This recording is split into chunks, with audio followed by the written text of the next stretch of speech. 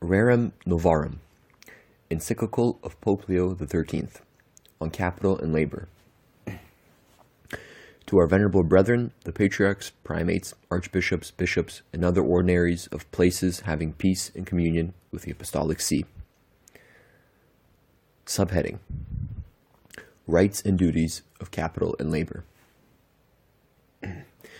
That the spirit of revolutionary change, which has long been disturbing the nations of the world, should have passed beyond the sphere of politics and made its influence felt in the cognate sphere of practical economics is not surprising. The elements of the conflict now raging are unmistakable in the vast expansion of industrial pursuits, in the marvelous discoveries of science, in the changed relationship between masters and workmen, in the enormous fortunes of some few individuals, and the utter poverty of the masses, the increased self-reliance and closer mutual combination of the working classes, as also, finally, in the prevailing moral degeneracy. The momentous gravity of the state of things now obtaining fills every mind with painful apprehension. Wise men are discussing it. Practical men are proposing schemes. Popular meetings, legislatures, and rulers of nations are all busied with it. Actually, there is no question which has taken deeper hold on the public mind. Therefore, venerable brethren, as on former occasions when it seemed opportune to refute false teaching, we have addressed you in the interests of the Church and of the common weal, and have issued letters bearing on political power, human liberty, the Christian constitution of the state, and like matters. So we have thought it expedient now to speak on the condition of the working classes. It is a subject on which we have already touched more than once, incidentally. But in the present letter, the responsibility of the apostolic office urges us to treat the question of set purpose and in detail, in order that no misapprehension may exist as to the principles which truth and justice dictate for its settlement. The discussion is not easy, nor is it void of danger. It is no easy matter to define the relative rights and mutual duties of the rich and of the poor, of capital and of labor, and the danger lies in this, that crafty agitators are intent on making use of these differences of opinion to pervert men's judgments and to stir up the people to revolt.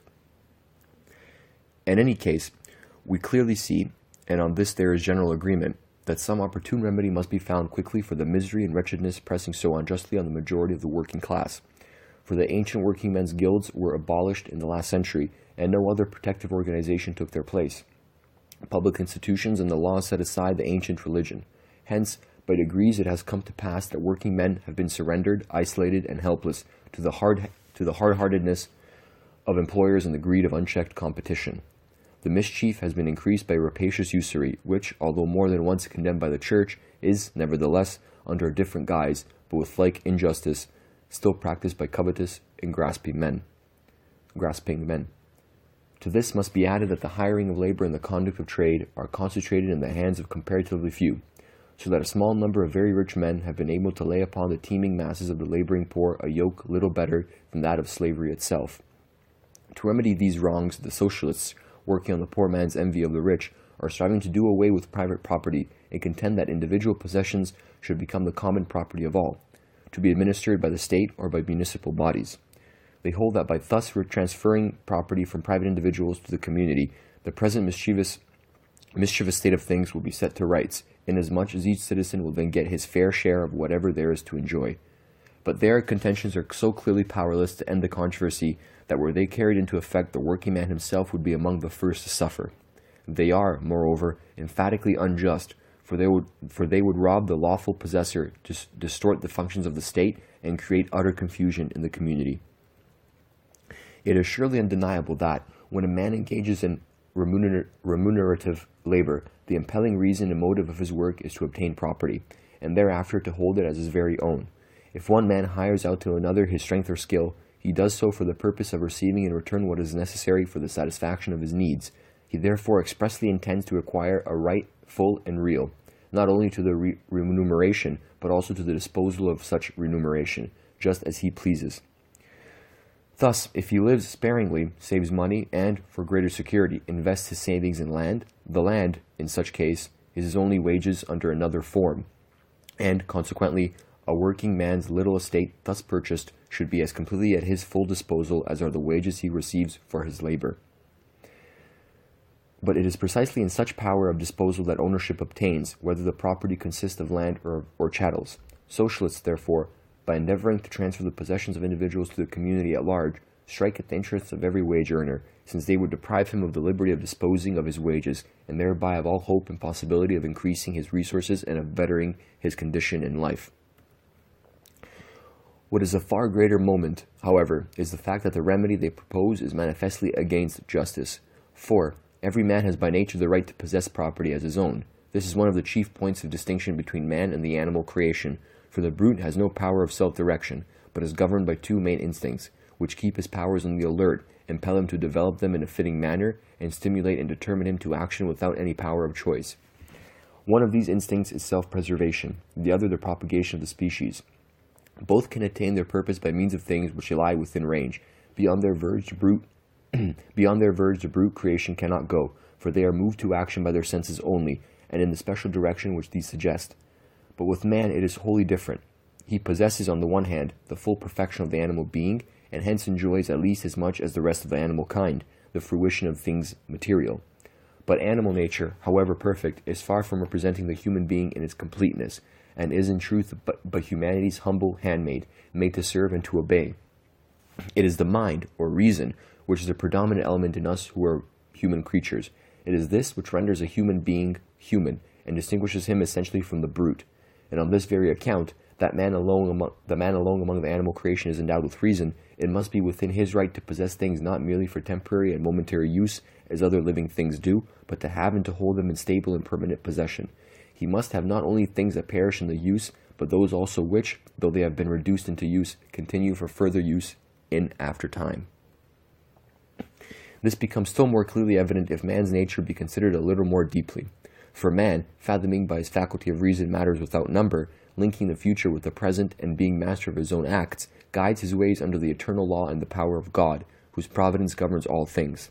Wherefore, it is in his power to exercise his choice not only as to matters that regard his present welfare, but also about those which he deems may be for his advantage in time yet to come. Hence, man not only should possess the fruits of the earth, but also the very soil, inasmuch as from the produce of the earth he has to lay by provision for the future. Man's needs do not die out, but forever recur. Although satisfied today, they demand fresh supplies for tomorrow. Nature accordingly must have given to man a source that is stable and remaining always with him, from which he might look to draw continual supplies. And this stable condition of things he finds solely in the earth and its fruits. There is no need to bring in the state. Man precedes the state, and possesses, prior to the formation of any state, the right of providing for the substance of his body. The fact that God has given the earth for the use and enjoyment of the whole human race can in no way be a bar to the owning of private property. For God has granted the earth to mankind in general, not in the sense that all without distinction can deal with it as they like, but rather that no part of it was assigned to any one in particular, and that the limits of private possession have been left to be fixed by man's own industry, and by the laws of individual races. Moreover, the earth, even though a portion among private owners, ceases not thereby to minister to the needs of all, inasmuch as there is not one who does not sustain life from what the land produces. Those who do not possess the soil contribute their labor. Hence, it may truly be said that all human subsistence is derived either from labor on one's own land, or from some toil, some calling, which is paid for either in the produce of the land itself, or in that which is exchanged for what the land brings forth. Here again, we have further proof that private ownership is in accordance with the law of nature. Truly, that which is required for the preservation of life and for life's well-being is produced in great abundance from the soil, but not until man has brought it into cultivation and expended upon it his solicitude and skill. Now, when man thus turns the activity of his mind and the strength of his body toward procuring the fruits of nature, by such act he makes his own that portion of nature's field which he cultivates, that portion on which he leaves, as it were, the impress of his personality. And it cannot be just that he should possess that portion as his very own, and have a right to hold it without anyone being justified in violating that right. So strong and convincing are these arguments that it seems amazing that some should now be setting up anew certain obsolete opinions in opposition to what is here laid down. They assert that it is right for private persons to have the use of the soil and its various fruits, but that it is unjust for anyone to possess outright either the land on which he has built or the estate which he has brought under cultivation. But those who deny these rights do not perceive that they are defrauding man of what his own labor has produced. For the soil which is tilled and cultivated with toil and skill utterly changes its condition. It was wild before, now it is fruitful; was barren, but now brings forth in abundance. That which is altered and improved the land becomes so truly part of itself as to be in great measure indistinguishable and inseparable from it.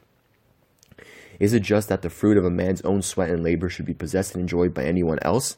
As effects follow their cause, so is it just and right that the results of labor should belong to those who have bestowed their labor.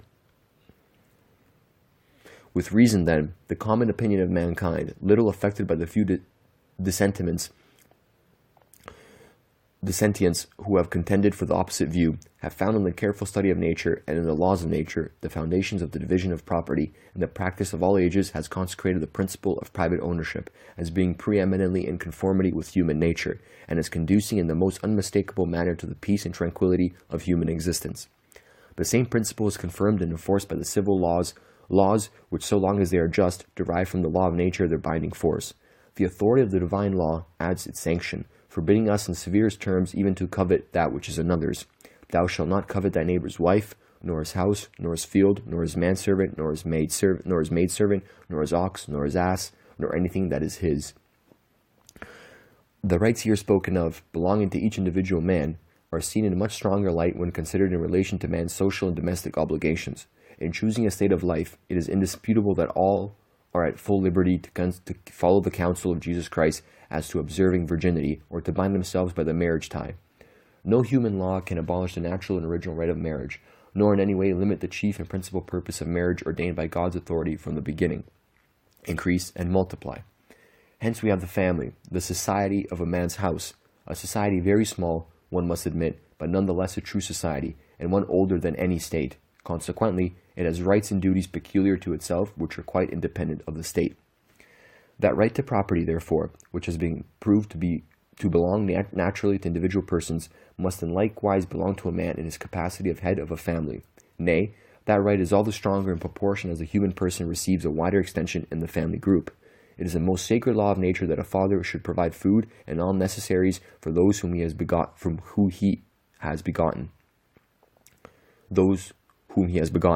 And similarly, it is natural that he should wish that his children, who carry on, so to speak, in continuous personality, should be by him provided with all that is needful to enable them to keep themselves decently from want and misery amid the uncertainties of this mortal life. Now, in no other way can a father effect this except by the ownership of productive property, which he can transmit to his children by inheritance. A family, no less than a state, is, as we have said, a true society, governed by an authority peculiar to itself, that is to say, by the authority of the father. Provided, therefore, the limits which are prescribed by the very purposes for which it exists be not transgressed, the family has at least equal rights with the state in the choice and pursuit of the things needful to its preservation and its just liberty. We say, at least equal rights, for, inasmuch as the domestic household is antecedent, as well in idea as in fact, to the gathering of men into a community, the family must necessarily have rights and duties which are prior to those of the community, and founded more immediately in nature. If the families on entering into association and fellowship were to experience hindrance in a commonwealth instead of help, and were to find their rights attacked instead of being upheld, society would rightly be an object of detestation rather than of desire. The contention, then, that the civil government should at its option intrude into and exercise intimate control over the family and the household is a great and pernicious error. True, if a family finds itself in exceeding distress, utterly deprived of the counsel of friends, and without any prospect of extricating itself, it is right that extreme necessity be met by public aid, since each family is a part of the commonwealth. In like manner, if within the precincts of the household there occur grave disturbance of mutual rights, public authority should intervene to force each party to yield to the other its proper due. For this is not to deprive citizens of their rights, but justly and properly to safeguard and strengthen them. But the rulers of the commonwealth must go no further. Here nature bids them to stop. Paternal authority can be neither abolished nor absorbed by the state, for it has the same source as human life itself. The child belongs to the father, and is, as it were, the continuation of the father's personality. And speaking strictly, the child takes its place in civil society, not of its own right, but in its quality as member of the family in which it is born. And for the very reason that the child belongs to the father, it is, as St. Thomas Aquinas says, before it attains the use of free will, under the power and the charge of its parents. The socialists, therefore, in setting aside the parent and setting up a state supervision, act against natural justice and destroy the structure of the home. And, and in addition to injustice, it is only too evident what an upset and disturbance there would be in all classes, and to how intolerable and hateful a slavery citizens would be subjected. The door would be thrown open to envy, to mutual invective, and to discord.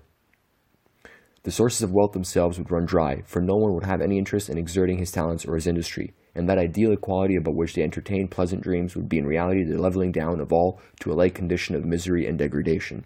Hence, it is clear that the main tenet of socialism, community of goods, must be utterly rejected, since it only injures those whom it would seem meant to benefit. It is directly contrary to the natural rights of mankind, and would introduce confusion and disorder into the common weal. The first and most fundamental principle, therefore, if one would undertake to alleviate the condition of the masses, must be the inviolability of private property.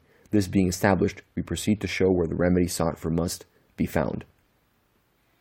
We approach the subject with confidence, and in the exercise of the rights which manifestly appertain to us, for no practical solution of this question will be found apart from the intervention of religion and of the Church. It is we who are the chief guardian of religion and the chief dispenser of what pertains to the Church, and by keeping silence, we would seem to neglect the duty incumbent upon us. Doubtless, this most serious question demands the attention and the efforts of others besides ourselves, to wit, of the rulers of states, of employers of labor, of the wealthy, of the working classes themselves, for whom we are pleading. But we affirm without hesitation that all the striving of men will be vain if they leave out the Church. It is the Church that insists on the authority of the gospel, upon those teachings whereby the conflict can be brought to an end, or rendered, at least, far less bitter. The Church uses her efforts not only to enlighten the mind, but to direct by her precepts the life and conduct of each and all. The Church improves and betters the condition of the working man by means of numerous organizations, does her best to enlist the services of all classes in discussing and endeavoring to further in the most practical way the interests of the working classes, and considers that for this purpose recourse should be had in due measure and degree to the intervention of the law and of state authority. It must first of all recognize that the condition of things inherent in human affairs must be borne with, for it is impossible to reduce civil society to one dead level. Socialists may in that intend to do their utmost, but all striving against nature is in vain. There naturally exist among mankind manifold differences of the most important kind. People differ in capacity, skill, health, strength. An unequal fortune is a necessary result of unequal condition. Such inequality is far from being disadvantageous either to individuals or to the community. Social and public life can only be maintained by means of various kinds of capacity for business and the playing of many parts, and each man, as a rule, chooses the part which suits his own peculiar domestic condition. As regards bodily labor, even had man never fallen from the state of innocence, he would not have remained wholly idle. But that which would then have been his free choice and his delight became afterwards compulsory, and the painful expiation for his disobedience. Cursed be the earth and thy work, in thy labor thou shalt eat of it all the days of thy life. In like manner, the other pains and hardships of life will have no end or cessation on earth, for the consequences of sin are bitter and hard to bear, and they must accompany man so long as life lasts. To suffer and to endure, therefore, is the lot of humanity. Let them strive as they may. No strength and no artifice will ever succeed in banishing from human life the ills and troubles which beset it. If any there are who pretend differently, who hold out to a hard-pressed people the boon of freedom from pain and trouble, and undisturbed repose and constant enjoyment, they delude the people and impose upon them, and their lying promises will only one day bring forth evils worse than the present. Nothing is more useful than to look upon the world as it really is, and at the same time to seek elsewhere, as we have said, for the solace to its troubles. The great mistake made in regard to the matter now under consideration is to take up with the notion that class is naturally hostile to class, and that the wealthy and the working men are intended by nature to live in mutual conflict. So irrational and so false is this view that the direct contrary is the truth. Just as the symmetry of the human frame is a result of the suitable arrangement of the different parts of the body, so in a state is it ordained by nature that these two classes should dwell in harmony and agreement, so as to maintain the balance of the body politique. Each needs the other. Capital cannot do without labor, nor labor without capital. Mutual agreement results in the beauty of good order, while perpetual conflict necessarily produces confusion and savage barbarity. Now, in preventing such strife as this, and in uprooting it, the efficacy of Christian institutions is marvelous and manifold. First of all, there is no intermediary more powerful than religion, whereof the Church is the interpreter and guardian, in drawing the rich and the working class together, but reminding each of its duties to the other, and especially of the obligations of justice. Of these duties, the following bind the proletarian and the worker: fully and faithfully to perform the work which has been freely and equitably agreed upon, never to injure the property, nor to outrage the person of an employer, never to resort to violence in defending their own cause, nor to engage in riot or disorder, and to have nothing to do with men of evil principles, who work upon the people with artful promises of great results, and excite foolish hopes which usually end in useless regrets and grievous loss. The following duties bind the wealthy owner and the employer: not to look upon their work people as their bondsmen, but to respect in every man his dignity as a person ennobled by Christian character. They are reminded that, according to natural reason and Christian philosophy, working for gain is creditable, not shameful to a man, since it enables him to earn an honorable livelihood. But to misuse men as though they were things in the pursuit of gain, or to value them solely for their physical powers, that is truly shameful and inhuman. Again, justice demands that, in dealing with the working man, religion and the good of his soul must be kept in mind. Hence, the employer is bound to see that the worker has time for his religious duties, that he be not exposed to corrupting influences and dangerous occasions, and that he be not led away to neglect his home and family or to squander his earnings. Furthermore, the employer must never tax his work people beyond their strength, or employ them in work unsuited to their sex and age. His great and principal duty is to give every one what is just, doubtless, before deciding whether wages acts fair. Many things have to be considered, but wealthy owners and all masters of labor should be mindful of this, that to exercise pressure upon the indigent and the destitute for the sake of gain, and to gather one's profit out of the need of another, is condemned by all laws, human and divine. To defraud any one of wages that are his due is a great crime which cries to the avenging anger of heaven. Behold, the hire of the laborers, which by fraud has been kept back by you, crieth, and the cry of them hath entered into the ears of the Lord of Sabaoth.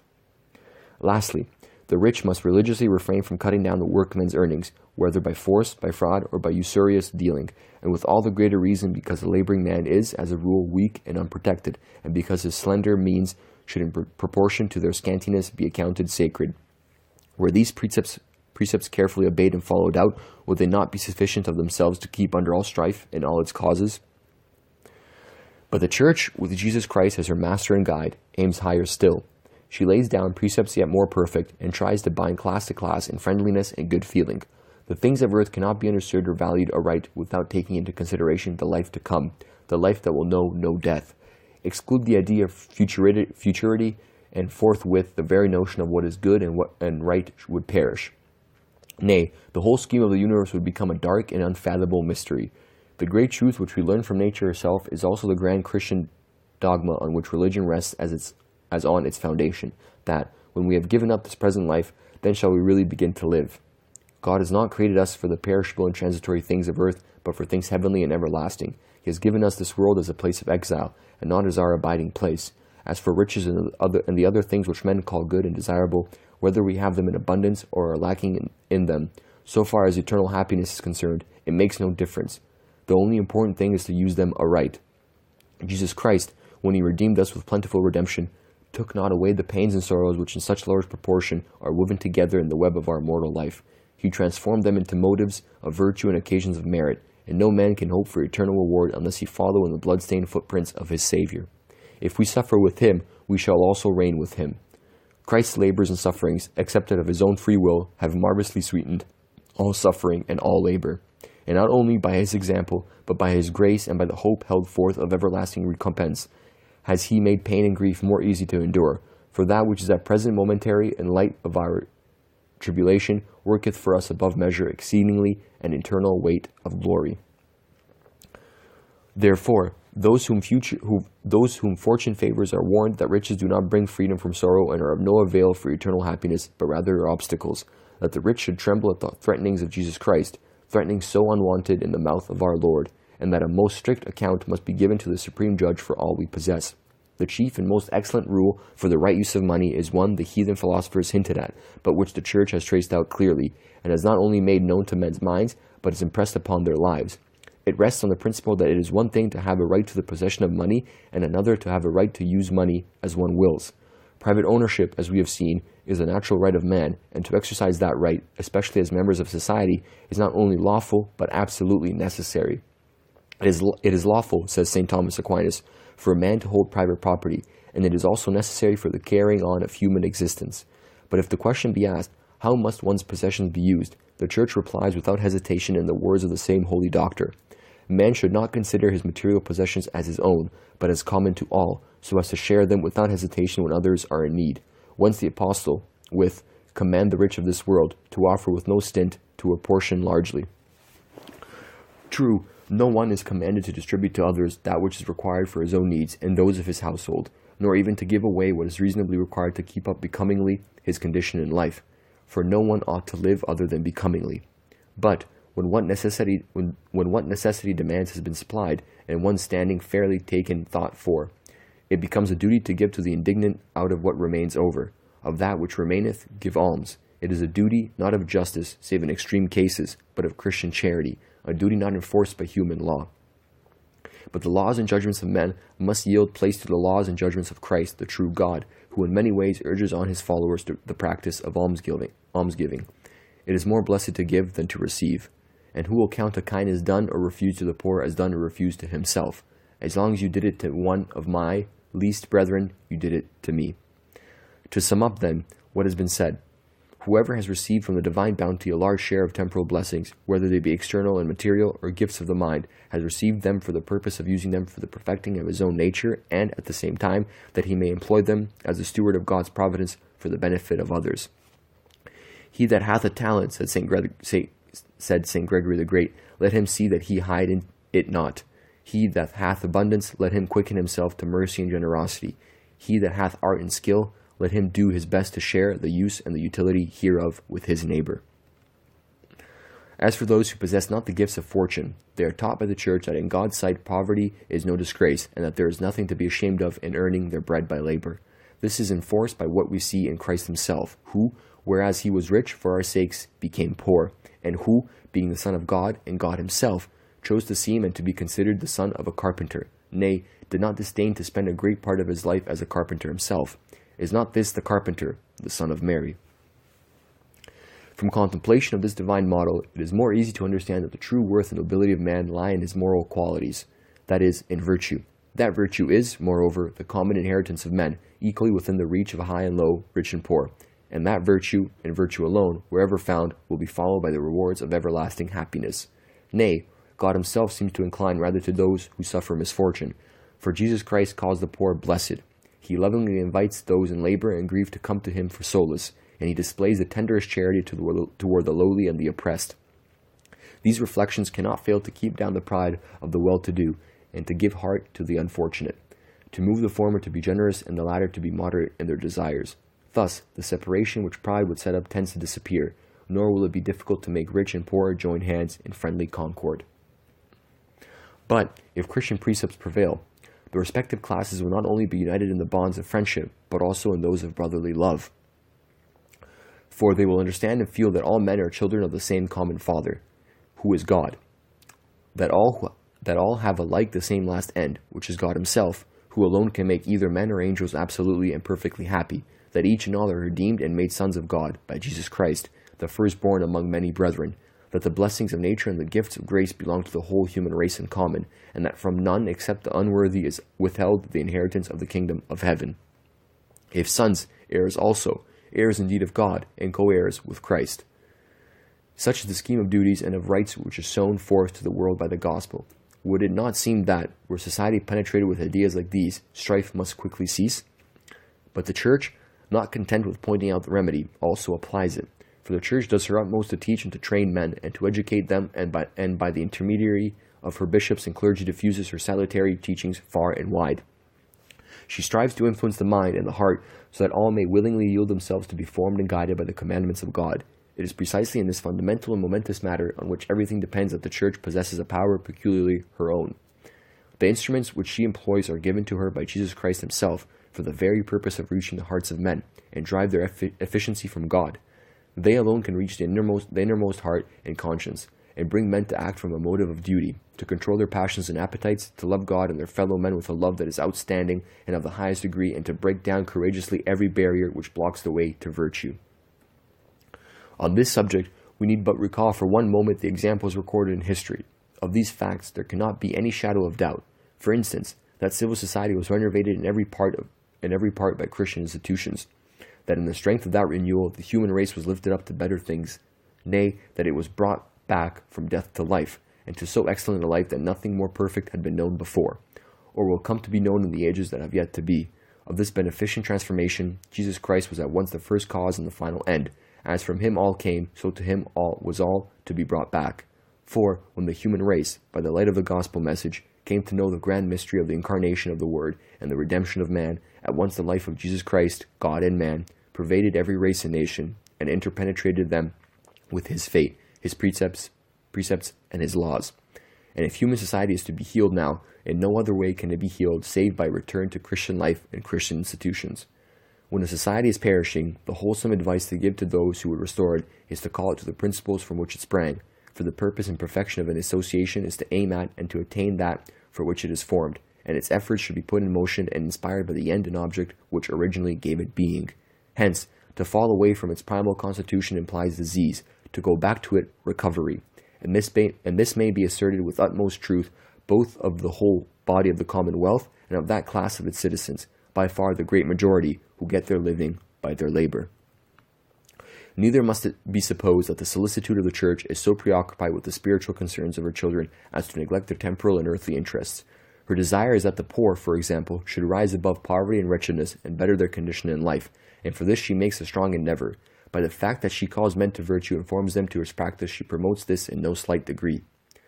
Christian morality, when adequately and completely practiced, leads of itself to temporal prosperity, for it merits the blessing of that God who is the source of all blessings. It powerfully restrains the greed of possession and the thirst for pleasure, twin plagues which too often make a man who is void of self-restraint miserable in the midst of abundance.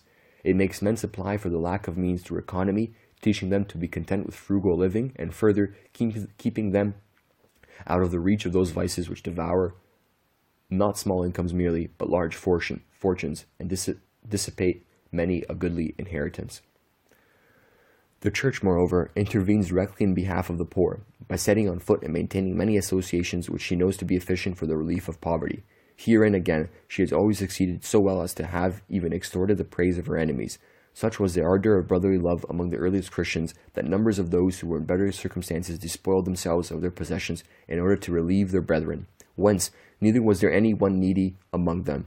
To the order of deacons, instituted in that very intent, was committed by the apostles the charge of the daily doles, and the apostle Paul, though burdened with the solicitude of all the churches, hesitated not to undertake laborious journeys in order to carry the alms of the faithful to the poorer Christians. Tertullian calls these contributions, given voluntarily by Christians in their assemblies, deposits of piety, because, to cite his own words, they were employed in feeding the needy, in burying them, in support of youths and maidens destitute of means and deprived of their parents, in the care of the aged, and the relief of the shipwrecked. Thus, by degrees, came into existence the patrimony which the Church has guarded with religious care as the inheritance of the poor. Nay, in order to spare them the shame of begging, the Church has provided aid for the needy. The common mother of rich and poor has aroused everywhere the heroism of charity, and has established congregations of religious and many other useful institutions for help and mercy, so that hardly any kind of suffering could exist which was not afforded relief. At the present day, many there are who, like the heathen of old, seek to blame and condemn the Church for such eminent charity. They would substitute in its stead a system of relief organized by the state. But no human expedients will ever make up for the devoutness and self-sacrifice of Christian charity. Charity, as a virtue, pertains to the Church. For virtue it is not, unless it be drawn from the most sacred heart of Jesus Christ, and whosoever turns his back on the Church cannot be near to Christ. It cannot, however, be doubted that to attain the purpose we are treating of, not only the Church, but all human agencies must concur. All who are concerned in the matter should be of one mind and according to their ability act together. It is with this, as with providence that governs the world. The results of causes do not usually take place save where all the causes cooperate. It is sufficient, therefore, to inquire what part the state should play in the work of remedy and relief. By the state we here understand not the particular form of government prevailing in this or that nation, but the state as rightly apprehended. That is to say, any government conformable in its institutions to right reason and natural law, and to those dictates of the divine wisdom which we have expounded in the Encyclical on the Christian constitution of the state. The foremost duty, therefore, of the rulers of the state should be to make sure that the laws and institutions, the general character and administration of the Commonwealth shall be such as of themselves to realize public well-being and private prosperity. This is the proper scope of wise statesmanship, and is the work of the rulers. Now a state chiefly prospers and thrives through moral rule, well-regulated family life, respect for religion and justice, the moderation and fair imposing of public taxes, the progress of the arts and of trade, the abundant yield of the land through everything, in fact, which makes the citizens better and happier. Hereby, then, it lies in the power of a ruler to benefit every class in the state, and amongst the rest to promote to the utmost the interests of the poor, and this in virtue of his office, and without being open to suspicion of undue interference, since it is the province of the Commonwealth to serve the common good, and the more that is done for the benefit of the working classes by the general laws of the country, the less need will there be to seek for special means to relieve them. There is another and deeper consideration which must not be lost sight of. As regards the state, the interests of all, whether high or low, are equal. The members of the working classes are citizens by nature and by the same right as the rich. They are real parts, living the life which makes up, through the family, the body of the Commonwealth. And it need hardly be said that they are in every city very large in the majority. It would be irrational to neglect one portion of the citizens and favor another, and therefore the public administration must duly and solicitously provide for the welfare and the comfort of the working classes. Otherwise, that law of justice will be violated which ordains that each man shall have his due.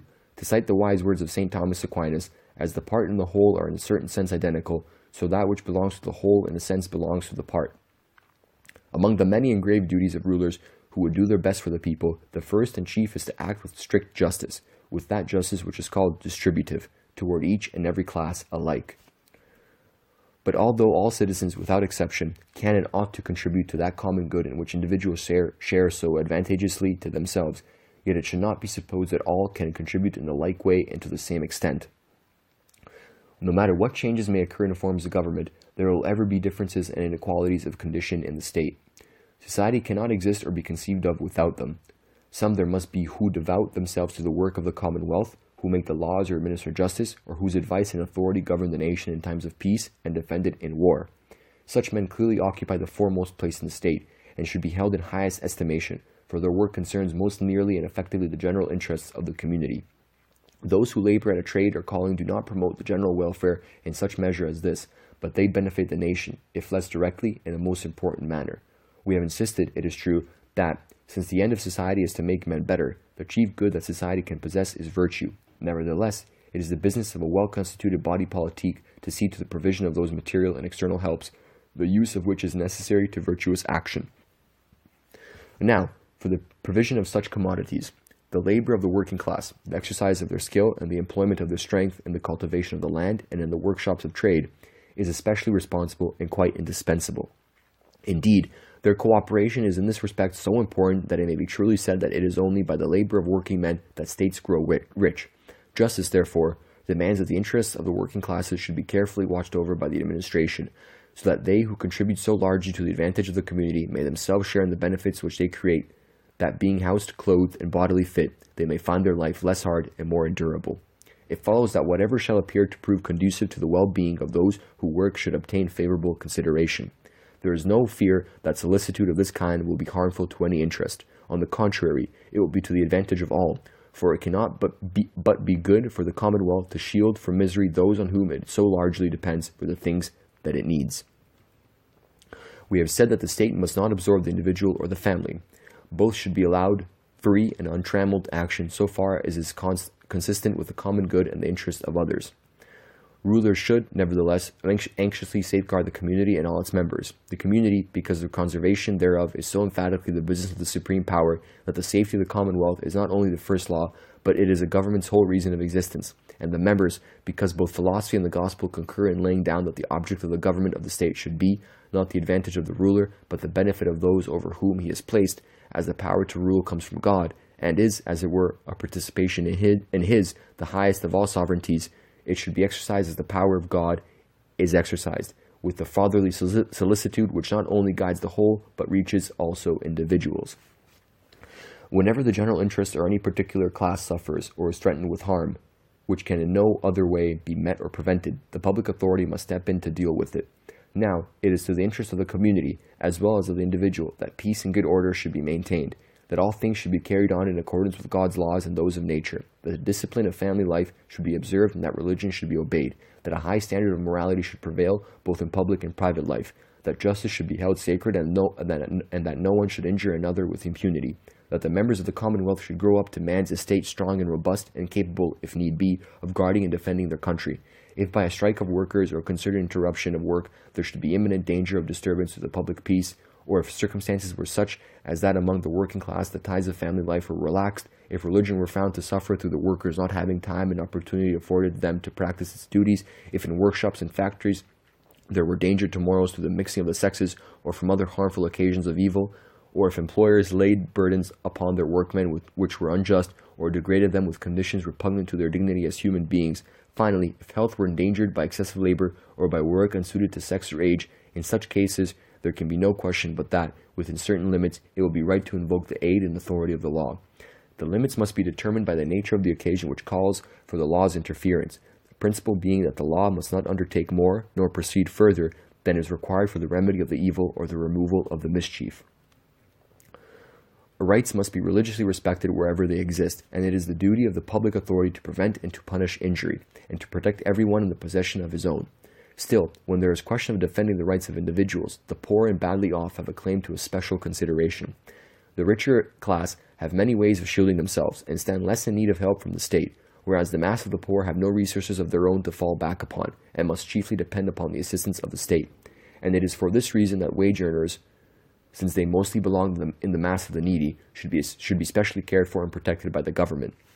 Here, however, it is expedient to bring under special notice certain matters of moment. First of all, there is the duty of safeguarding private property by legal enactment and protection. Most of all, it is essential, where the passion of greed is so strong, to keep the populace within the line of duty. For, if all may justly strive to better their condition, neither justice nor the common good allows any individual to seize upon that which belongs to another, or, under the futile and shallow pretext of equality, to lay violent hands on other people's possessions.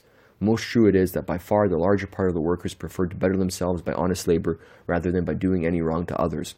But there are not a few who are imbued with evil principles and eager for revolutionary change, whose main purpose is to stir up disorder and incite their fellows to acts of violence.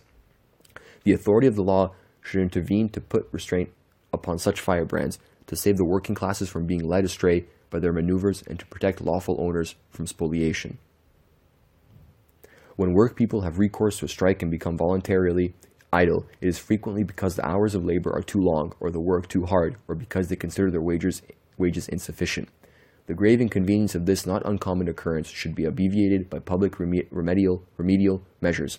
For such paralyzing of labor not only affects the masters and their work people alike, but is extremely injurious to trade and to the general interest of the public. Moreover, on such occasions, violence and disorder are generally not far distant, and thus it frequently happens that the public peace is imperiled. The law should forestall and prevent such troubles from arising. They should lend their influence and authority to the removal in good time of the causes which lead to conflicts between employers and employed. The working man, too, has interests in which he should be protected by the state, and first of all, there are the interests of his soul. Life on earth, however good and desirable in itself, is not the final purpose for which man is created. It is only the way and the means to that attainment of truth and that love of goodness in which the full life of the soul consists. It is the soul which is made after the image and likeness of God. It is in the soul that the sovereignty resides, in virtue whereof man is commanded to rule the creatures below him and to use all the earth and the ocean for his profit and advantage. Fill the earth and subdue it, and rule over the fishes of the sea and the fowls of the air and all living creatures that move upon the earth. In this respect, all men are equal. There is here no difference between rich and poor, master and servant, ruler and ruled, for the same is Lord over all. No man may with impunity outrage that human dignity which God himself treats with great reverence, nor stand in the way of that higher life which is the preparation of the eternal life of heaven. Nay, more, no man has in this matter power over himself. To consent to any treatment which is calculated to defeat the end and purpose of his being is beyond his right. He cannot give up his soul to servitude, for it is not man's own rights which are here in question, but the rights of God, the most sacred and inviolable rights. From this follows the obligation of the cessation from work and labor on Sundays and certain holy days. The rest from labor is not to be understood as mere giving way to idleness, much less must be an occasion for spending money and for vicious indulgence, as many would have it to be. But it should be rest from labor, hallowed by religion. Rest, combined with religious observances, disposes man to forget for a while the business of his everyday life, to turn his thoughts to things heavenly, and to the worship which he so strictly owes to the eternal Godhead. It is this, above all, which is the reason and motive of Sunday rest, a rest sanctioned by God's great law of the ancient covenant. Remember thou, keep holy the Sabbath day, and taught to the world by his own mysterious rest after the creation of man. He rested on the seventh day from all his work which he had done. If we turn not to things external and material, the first thing of all to secure is to save unfortunate working people from the cruelty of men of greed, who use human beings as mere instruments for money-making. It is neither just nor human so to grind men down with excessive labors as to stupefy their minds and wear out their bodies. Man's powers, like his general nature, are limited, and beyond these limits he cannot go. His strength is developed and increased by use and exercise, but only on condition of due intermission and proper rest. Daily labor, therefore, should be so regulated as not to be protracted over long hours than strength admits. How many and how long the intervals of rest should be must depend on the nature of the work, on circumstances of time and place, and on the health and strength of the workmen. Those who work in mines and quarries, and extract coal, stone, and metals from the bowels of the earth, should have shorter hours in proportion as their labor is more severe and trying to health. Then, again, the season of the year should be taken into account, for not unfrequently a kind of labor is easy at one time which at another is intolerable or exceedingly difficult. Finally, work which is quite suitable for a strong man cannot rightly be required for a woman or a child. And, in regard to children, great care should be taken not to place them in workshops and factories until their bodies and minds are sufficiently developed. For, just as very rough weather destroys the buds of spring, so does too early an experience of life's hard toil blight the young promise of a child's faculties, and render any true education impossible. Women, again, are not suited for certain occupations. A woman is by nature fitted for homework, and it is that which is best adapted at once to preserve her modesty and to promote the good bringing up of children and the well-being of the family. As a general principle, it may be laid down that a workman ought to have leisure and rest proportionate to the wear and tear of his strength, for waste of strength must be repaired by cessation from hard work. In all agreements between masters and workpeople, there is always the condition expressed or understood that there should be allowed proper rest for body and soul. To agree in any other sense would be against what is right and just, for it can never be just or right to require on the one side or to promise on the other the giving up of those duties which a man owes to his God and to himself.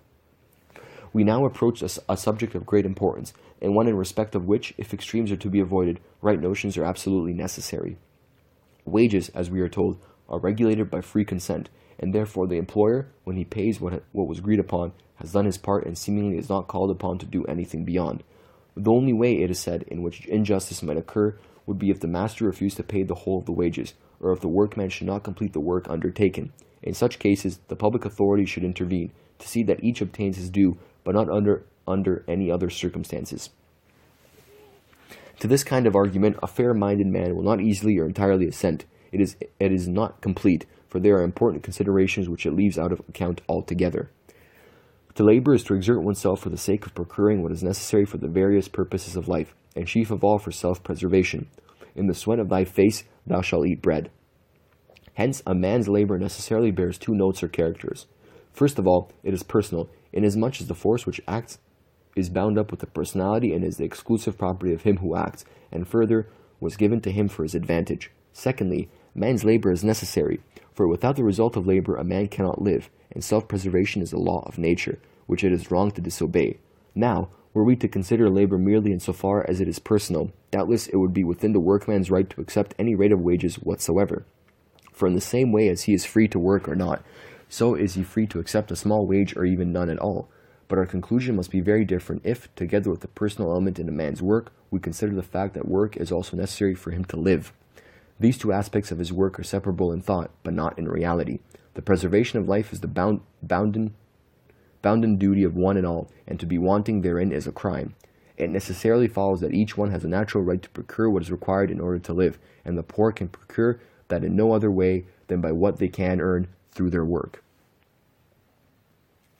Let the working man and the employer make free agreements, and in particular let them agree freely as to the wages. Nevertheless, there underlies a dictate of natural justice more imperious and ancient than any bargain between man and man, namely, that wages ought not to be insufficient to support a frugal and well-behaved wage earner.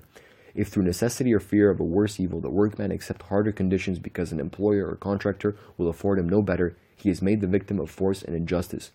In these and similar questions, however, such as, for example, the hours of labor in different trades, the sanitary precautions to be observed in factories and workshops, etc., in order to supersede undue interference on the part of the state, especially as circumstances, times, and localities differ so wildly, it is advisable that recourse be had to societies or boards, such as we shall mention presently, or to some other mode of safeguarding the interests of the wage earners, the state being appealed to should circumstances require for its sanction and protection.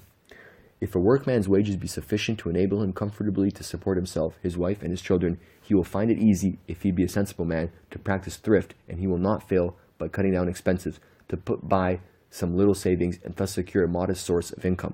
Nature itself would urge him to this. We have seen that this great labor question cannot be solved save by assuming as a principle that private ownership must be held sacred and inviolable. The law, therefore, should favor ownership, and its policy should be to induce as many as possible of the people to become owners. Many excellent results will follow from this, and, first of all, property will certainly become more equitably divided. For the result of civil change and revolution has been to divide cities into two classes separated by a wide chasm.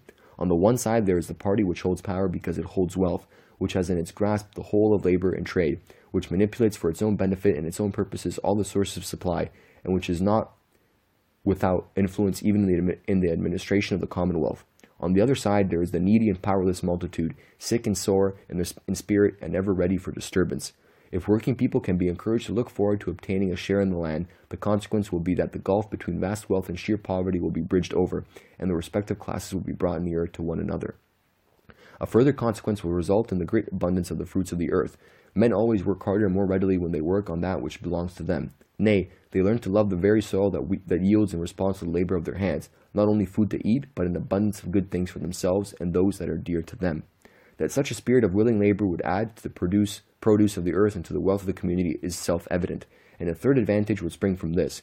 Men would cling to the country in which they were born, for no one would exchange his country for a foreign land if his own afforded him the means of living a decent and happy life. These three important benefits, however, can be reckoned on only provided that a man's means be not drained and exhausted by excessive taxation. The right to possess private property is derived from nature, not from man, and the state has the right to control its use in the interests of the public good alone, but by no means to absorb it altogether. The state would therefore be unjust and cruel if under the name of taxation it were to deprive the private owner of more than is fair. In the last place, employers and workmen may of themselves effect much in the matter we are treating by means of such associations and organizations as afford opportune aid to those who are in distress and which draw the two classes more closely together. Among these may be enumerated societies for mutual help, various benevolent foundations established by private persons to provide for the workman and for his widow or his orphans in case of sudden calamity, in sickness, and in the event of death, and institutions for the welfare of boys and girls, young people, and those more advanced in years. The most important of all are working men's unions, for these virtually include all the rest. History attests what excellent results were brought about by the artificers' guilds of olden times. They were the means of affording not only many advantages to the workmen, but in no small degree of promoting the advancement of art, as numerous monuments remain to bear witness. Such unions should be suited to the requirements of this our age, an age of wider education, of different habits, and of far more numerous requirements in daily life.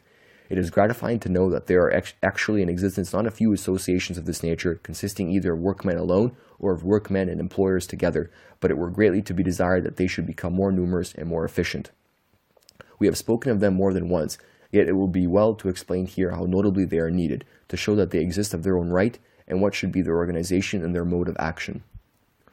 The consciousness of his own weakness urges man to call in aid from without. We read in the pages of Holy Writ, "It is better that two should be together than one, for they have the advantage of their society. If one fall, he shall be supported by the other. Woe to him that is alone, for when he falleth, he hath none to lift him up." And further, "A brother that is helped by his brother is like a strong city."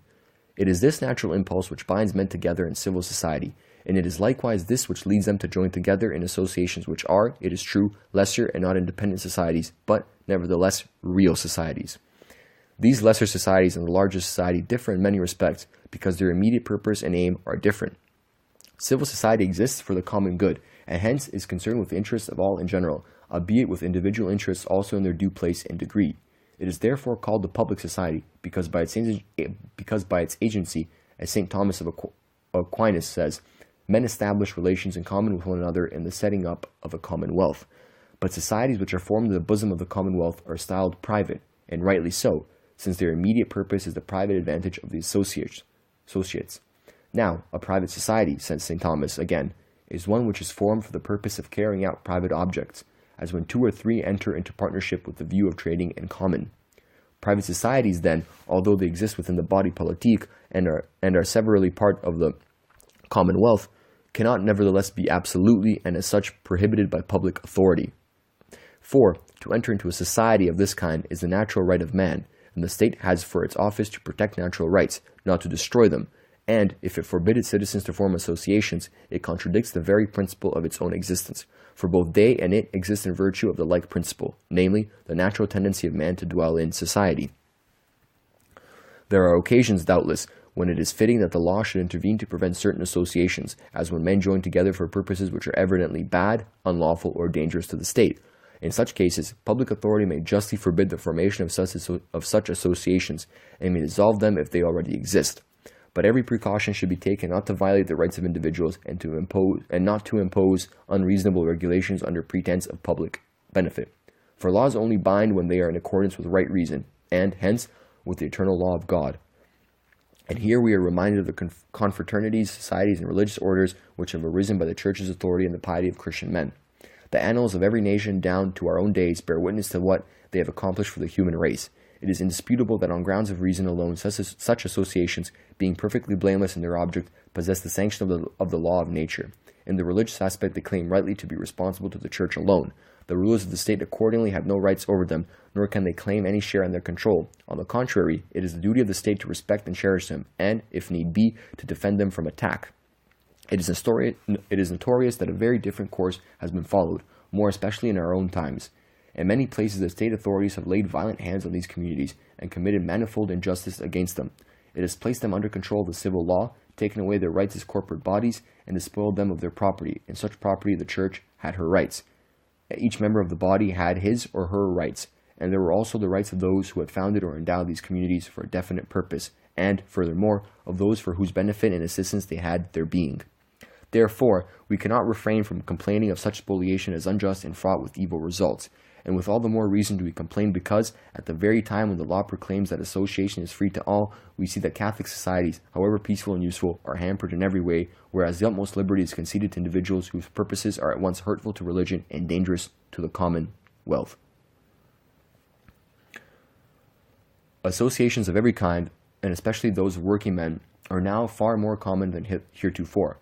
As regards many of these, there is no need at present to inquire whence they spring, what are their objects, or what the means they imply. Now, there is a good deal of evidence in favor of the opinion that many of these societies are in the hands of secret leaders, and are managed on principles ill, according with Christianity and the public well-being, and that they do their utmost to get within their grasp the whole field of labor, and force working men either to join them or to starve. Under these circumstances, Christian working men must do one of two things: either join associations in which their religion will be exposed to peril, or form associations among themselves and unite their forces so as to shake off courageously the yoke of so unrighteous and intolerable an oppression. No one who does not wish to expose man's chief good to extreme risk will for a moment hesitate to say that the second alternative should by all means be adopted.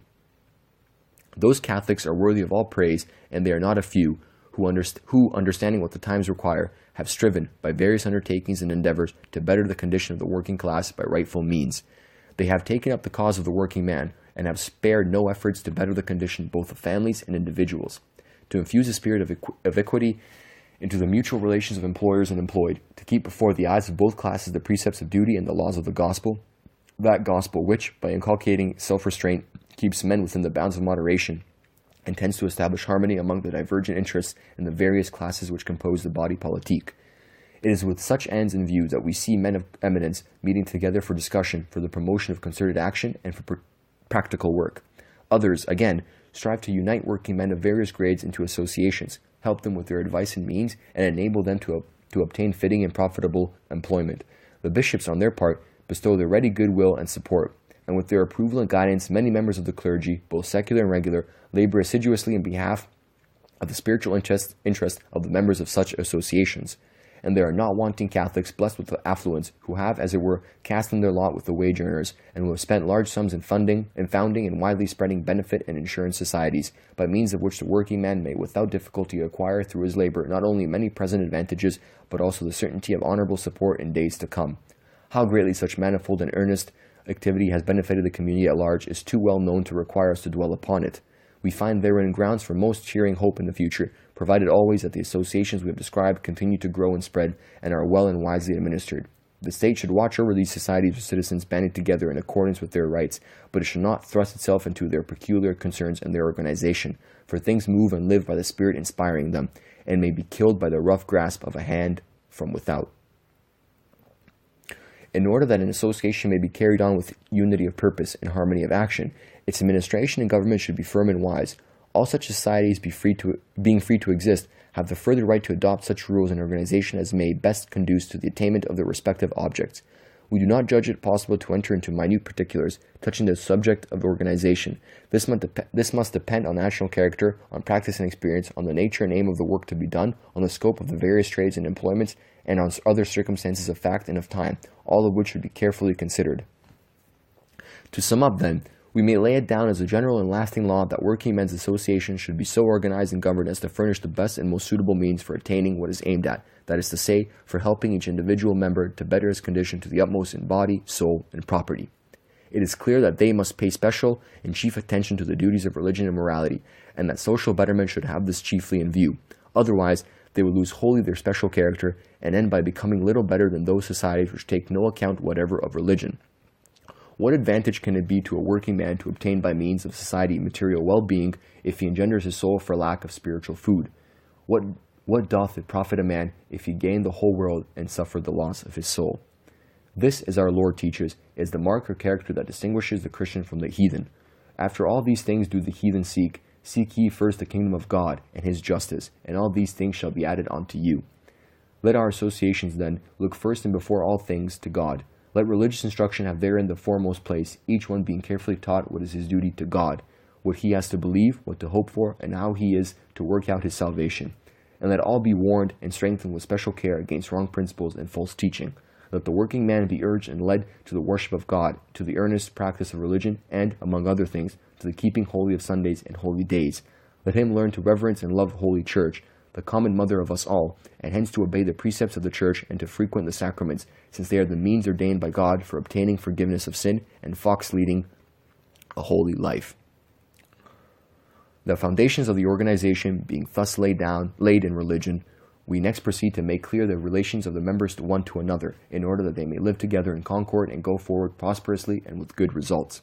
The offices and charges of the society should be apportioned for the good of the society itself, and in such mode that difference in degree or standing should not interfere with unanimity and goodwill. It is most important that the office bearer should be appointed with due prudence and discretion, and each one's charge carefully mapped out, in order that no members may suffer harm. The common funds must be administered with strict honesty, in such a way that a member may receive assistance in proportion to his necessities. The rights and duties of the employers, as compared with the rights and duties of the employed, ought to be the subject of careful consideration. Should it happen that either a master or a workman believes himself injured, nothing would be more desirable than that a committee should be appointed, composed of reliable and capable members of the association, whose duty would be, conformably with the rules of the association, to settle the dispute. Among the several purposes of a society, one should be to try to arrange for a continuous supply of work at all times and seasons, as well as to create a fund out of which the members may be effectually helped in their needs, not only in the cases of accident, but also in sickness, old age, and distress. Such rules and regulations, if willingly obeyed by all, will sufficiently ensure the well-being of the less well-to-do, whilst such mutual associations among Catholics are certain to be productive in no small degree of prosperity to the state. Is it not rash to conjecture the future from the past? Age gives way to age, but the events of one century are wonderfully like those of another, for they are directed by the providence of God, who overrules the course of history in accordance with his purposes in creating the race of man. We are told that it was cast as a reproach on the Christians in the early ages of the Church that the greater number among them had to live by begging or by labor. Yet, destitute though they were of wealth and influence, they ended by winning over to their side the favor of the rich and the goodwill of the powerful. They showed themselves industrious, hard-working, assiduous, and peaceful, ruled by justice, and, above all, bound together in brotherly love. In presence of such mode of life and such example, prejudice gave way. The tongue of malevolence was silenced, and the lying legends of ancient superstition little by little yielded to Christian truth. At the time being, the condition of the working classes is the pressing question of the hour, and nothing can be of higher interest to all classes of the state than that it should be rightly and reasonably settled. But it will be easy for Christian working men to solve it aright if they will form associations, choose wise guides, and follow on the path which with so much advantage to themselves and the common weal was trodden by their fathers before them. Prejudice, it is true, is mighty, and so is the greed of money. But if the sense of what is just and rightful be not deliberately stifled, their fellow citizens are sure to be won over to a kindly feeling towards men whom they see to be in earnest as regards their work and who prefer so unmistakably right dealing to mere lucre, and the sacredness of duty to every other consideration. And further great advantage would result from the state of things we are describing. There would exist so much more ground for hope and likelihood even of recalling to a sense of their duty those working men who have either given up their faith altogether or whose lives are at variance with its precepts. Such men feel in most cases that they have been fooled by empty promises and deceived by false pretexts. They cannot but perceive that their grasping employers too often treat them with great inhumanity and hardly care for them outside the profit their labor brings. And if they belong to any union, it is probably one in which there exists, instead of charity and love, that intestine strife which ever accompanies poverty when unresigned and unsustained by religion. Broken in spirit and worn down in body, how many of them would gladly free themselves from such galling bondage, but human respect or the dread of starvation makes them tremble to take the step.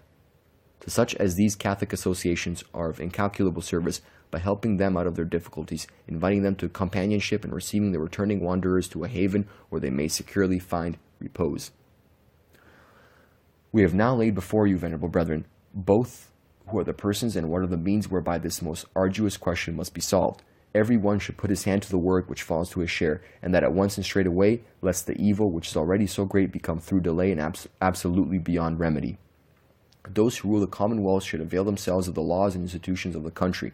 Masters and wealthy owners must be mindful of their duty. The working class whose interests are at stake should make every lawful and proper effort, and since religion alone, as we said at the beginning, can avail to destroy the evil at its root, all men should rest persuaded that main thing needful is to establish Christian morals, apart from which all the plans and devices of the wisest will prove of little avail. In regard to the Church, her cooperation will never be found lacking, be the time or the occasion what it may, and she will intervene with all the greater effect in proportion as her liberty of action is the more unfettered. Let this be carefully taken to heart by those whose office it is to safeguard the public welfare. Every minister of holy religion must bring to the struggle the full energy of his mind and all his power of endurance. Moved by your authority, venerable brethren, and quickened by your example, they should never cease to urge upon men of every class, upon the high place as well as the lowly, the gospel doctrines of Christian life. By every means in their power they must strive to secure the good of the people, and above all must earnestly cherish in themselves, and try to arouse in others charity, the mistress and the queen of virtues. For the happy results we all long for must be chiefly brought about by the plenteous outpouring of charity, of that true Christian charity which is the fulfilling of the whole gospel law, which is always ready to sacrifice itself for others' sake, and is man's surest antidote against worldly pride and immoderate love of self. That charity whose office is described and whose godlike features are outlined by the Apostle St. Paul in these words: Charity is patient, is kind, seeketh not her own, suffereth all things, endureth all things. On each of you, venerable brethren, and on your clergy and people, as an earnest of God's mercy and a mark of our affection, we lovingly in the Lord bestow the apostolic benediction. Given at St. Peter's in Rome, the 15th day of May, 1891, the 14th year of our pontificate.